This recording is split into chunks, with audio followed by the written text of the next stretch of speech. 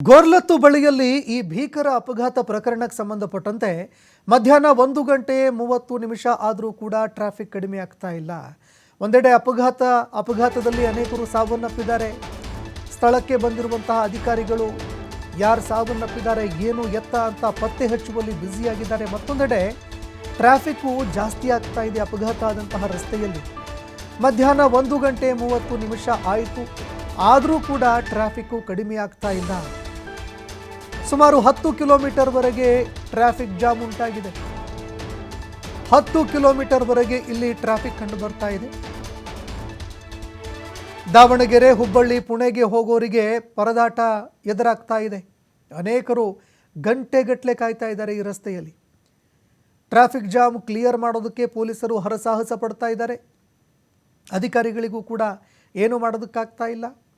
ಹೀಗಾಗಿ ತಕ್ಷಣ ಈ ಒಂದು ಅಪಘಾತ ಏನು ಈಡಾಗಿತ್ತು ಬಸ್ಸು, ಅದರ ಅವಶೇಷಗಳು ಜೊತೆಗೆ ಆ ಒಂದು ಕಂಟೈನರ್ ಏನಿತ್ತು ಅದರ ಅವಶೇಷ, ಅದನ್ನು ತಕ್ಷಣವೇ ಸ್ಥಳಾಂತರ ಅಥವಾ ಸ್ಥಳದಲ್ಲೇ ಆ ಪಕ್ಕದಲ್ಲಿ ಯಾವುದಾದ್ರೂ ಒಂದು ಜಾಗ ನೋಡಿ ಅಲ್ಲಿಗೆ ಅದನ್ನು ಸ್ಥಳಾಂತರ ಮಾಡಿ ಮುಂದಿನ ಪ್ರಕ್ರಿಯೆ ಕೈಗೊಳ್ಳಬೇಕು.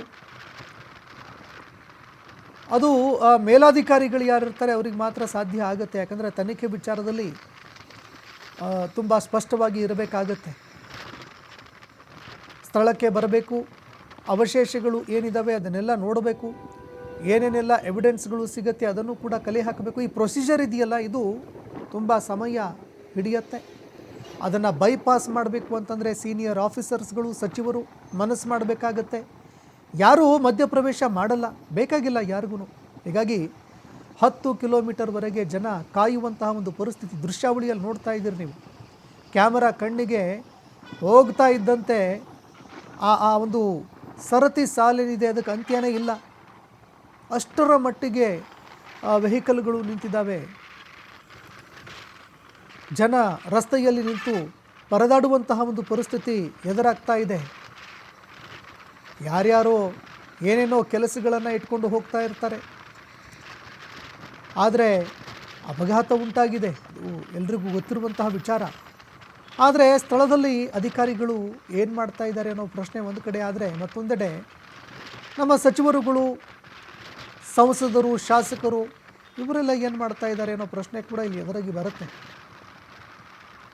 ಆದಷ್ಟು ಬೇಗ ಆ ಒಂದು ಪ್ರೊಸೀಜರ್ಗಳೇನಿದ್ದಾವೆ ಅದನ್ನು ಫುಲ್ಫಿಲ್ಮೆಂಟ್ ಮಾಡಿದ್ರೆ ಆಗ ವೆಹಿಕಲ್ಗಳು ಅಲ್ಲಿಂದ ಸಾಗೋದಕ್ಕೆ ಅವಕಾಶ ಸಿಗುತ್ತೆ. ಈ ಟ್ರಾಫಿಕ್ಕು ಕೂಡ ಕ್ಲಿಯರ್ ಆಗುತ್ತೆ.